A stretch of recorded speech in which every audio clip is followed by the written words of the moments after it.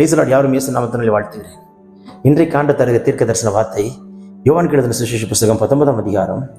யோவான் எழுதின சுவிசேஷ புஸ்தகம் 19ஆம் அதிகாரம் 12ஆம் வசனம்.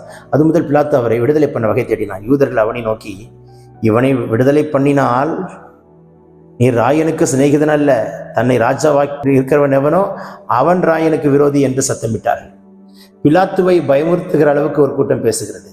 நீ மட்டும் இயேசுவை விடுதலை பண்ணினால் நடக்கிறதே வேற. இந்த அளவுக்கு இயேசுக்கு எதிராய் மாறிவிட்டார்கள். இந்த அளவுக்கு ஒரு கூட்டம் நமக்கு எதிராய் மாறுகிறதா? இந்த அளவுக்கு ஒரு பெருங்கூட்டம் நமக்காய் மாறுகிறதற்கும் பிதாவாகிய தேவன் அனுமதிக்கிறாரா? இந்த அளவுக்கு சில எரிச்சலும் பொறாமையும் கொள்கிற அளவுக்கு நம்ம வாழ்க்கையில் காணப்படுகிறதா? Yes, it happened to Christ. If it is happened to Christ, it will happen to you and me, my brother and sister. If you carry your own cross, you need to cross those things. நீ கர்த்தர் கொடுத்த சிலுவை சுமந்து கொண்டு கடந்து வந்தால் இதே போல சூழ்நிலைகளை நீ கடந்து வர வேண்டியது அவசியம். இவ்வளோ தூரத்துக்கு கிறிஸ்துக்கு எதிராக செயல்படுகிறார்களே, இவ்வளோ தூரத்துக்குமா? இவ்வளோ தூரமா? நீ மட்டும் விடுதலை பண்ண வகை தேடினால் யூதர்கள் அவனை நோக்கி சொல்கிறார்கள், இவனை விடுதலை பண்ணினால் நீ ராயனுக்கு சிநேகிதன் அல்ல, தன்னை ராஜாவென்கிறவன் எவனோ அவன் ராயனுக்கு விரோதி என்று சத்தமிட்டார்கள். The threatened voice is coming from the people. எப்படி இருக்கு யோசிச்சு பாருங்களேன். யூதருக்கு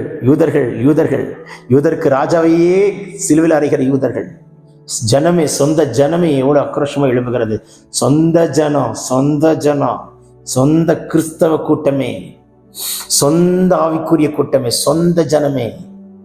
right, we have to undergo certain path in our life. ஆனால் கடந்து வருகிற நம்மை கர்த்தர் கைவிட மாட்டார். பிதாவாகிய தேவன் பார்த்துட்டே இருக்கார் நினைக்கிறீங்களா? குமாரனாய் கிறிஸ்து மூலமா தம் நாமத்தை மகிமைப்படுத்தினது போல் மகிமைப்படுத்தாமல் இருப்பாரோ? 3ஆம் நாள் உயிர்த்தெழும் பொழுது, பெந்தைக்கோஸ்து நாள்ல கூடி 120 வீட்டாரில் கூடி போய் இறங்கின அபிஷேகம் இறங்கும் பொழுது, 3000 பேர் அபிஷேகத்தை பெற்றுக்கொள்ளும் பொழுது, கொர்நேலி வீட்டில் ஒரு எழுப்புதல் உண்டாகும் பொழுது, சும்மா விட்டுவார் நினைக்கிறீங்களா?